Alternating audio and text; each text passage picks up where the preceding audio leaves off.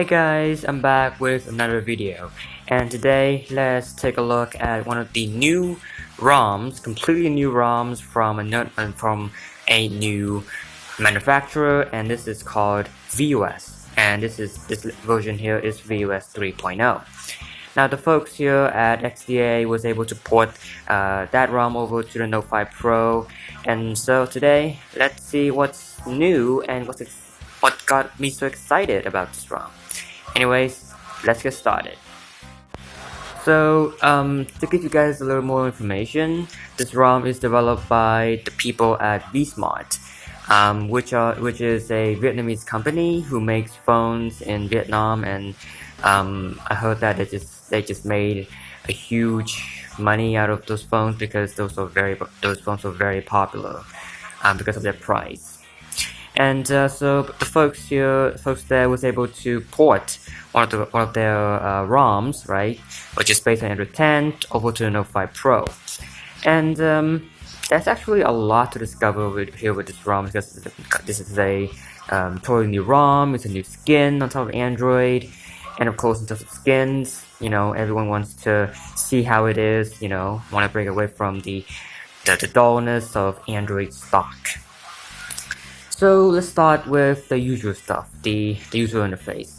To give you guys one word to describe it, I would say is quite different, but not in the way you expect.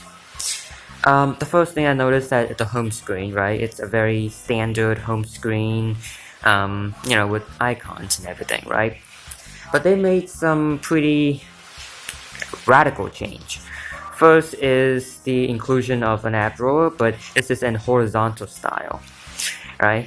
In my opinion, I still do like the vertical app drawer a lot more, because with the horizontal app drawer you have to swipe a lot just to get to the bottom here. With the vertical app drawer, you just need to swipe once and you can just go all the way to the end. And also the animation, when you open and close different apps, it's a little bit weird. Why? Because it just looks, they made some tweaks in the animations, which made it look rather jittery, and it's just not very natural if you're coming from stock Android or iOS. Now the one thing that I do like about this ROM though is the quick settings. It's perfect the way I want it to be. When I'm going to custom ROMs or any other AUSB ROMs, I would love to have my quick settings that look this way. Huge clock, 4x3 grid, and a brightness slider on the bottom, which is really ideal. But then there's no auto brightness toggle anywhere. It just doesn't seem to be working, and for some reason auto brightness doesn't actually work. That's just my thought though. Okay, let's take a look at some of the other things, like the icons, right? The icons definitely have their own taste to it. You can see that this is the clock app right here, a clock icon. This is the contacts icon. This is the files. They made it really colorful, right? Like apps like settings, and things like vMessages, which is their own messaging app. They're all pretty well designed.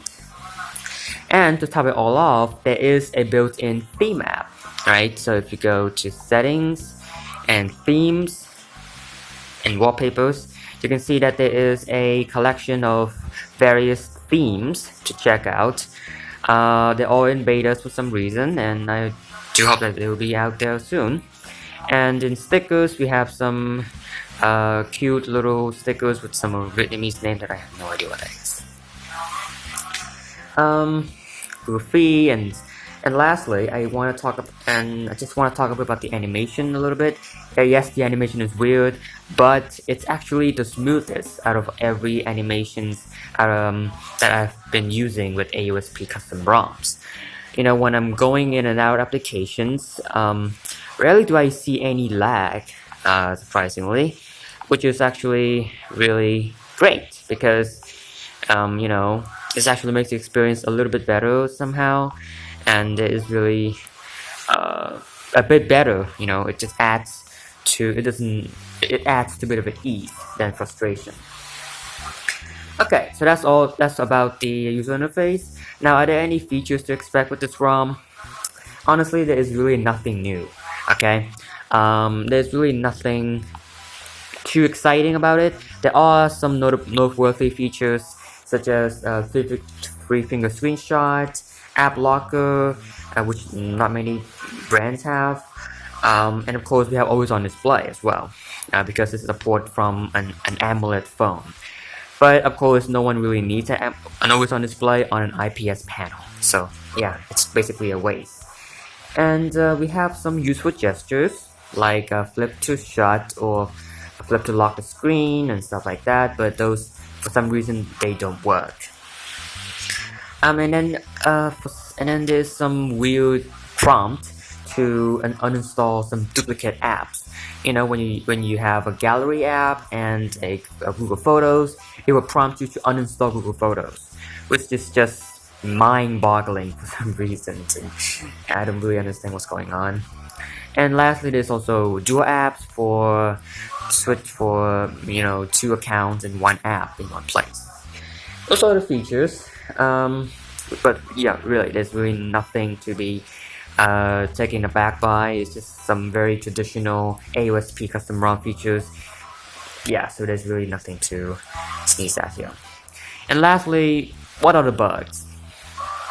Honestly, this is the main reason why I made this video early, because there's one big bug that I just can't live with.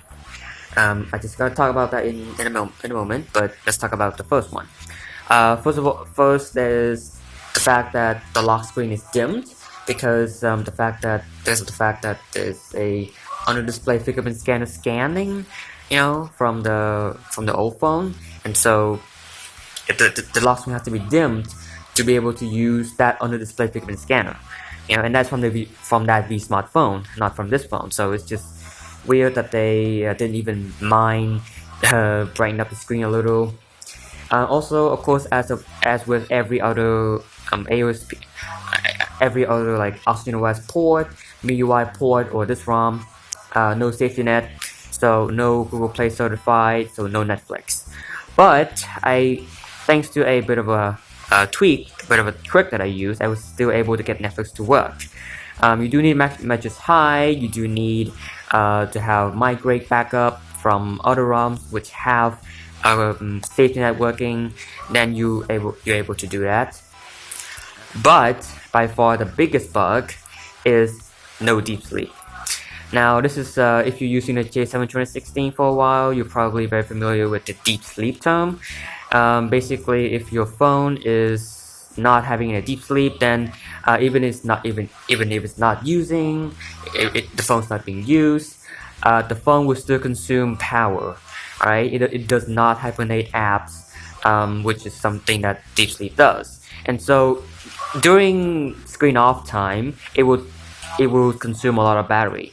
And you can just check it out right here, right? The 633 MHz is like 8 hours, and deep sleep is like almost nothing, only 3 minutes or something, which is just like very bad, right? This is like a deal breaker for basically, and there is no way to redeem it, because basically with no deep sleep, your battery will be drained like hell, like juice basically, even if it's not using, right? You're not using the phone at all.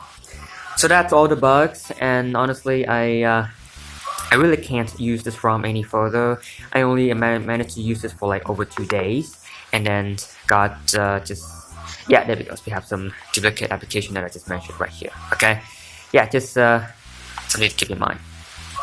So that's my review of VOS. Honestly, I just can't use this ROM any further because there is really nothing worth using. The UI is unimpressive, the bugs are overwhelming, and there's really no fun features to actually play around with. And I only managed to like use this for like over 2 days. I actually used this with 4G all the time yesterday afternoon, and it only got me through half a day on a full charge, which is really disappointing. So that's my review, and I hope you're not insulted by this. This is a bit of a rant, but this is how it is. Of course, this is still a VOS port. This is a port. This is like already in the not very recommended to install. So this is pretty understandable, I guess. So yeah, don't get this ROM. Get Oxygen OS or something, or USB ROMs. That's my advice.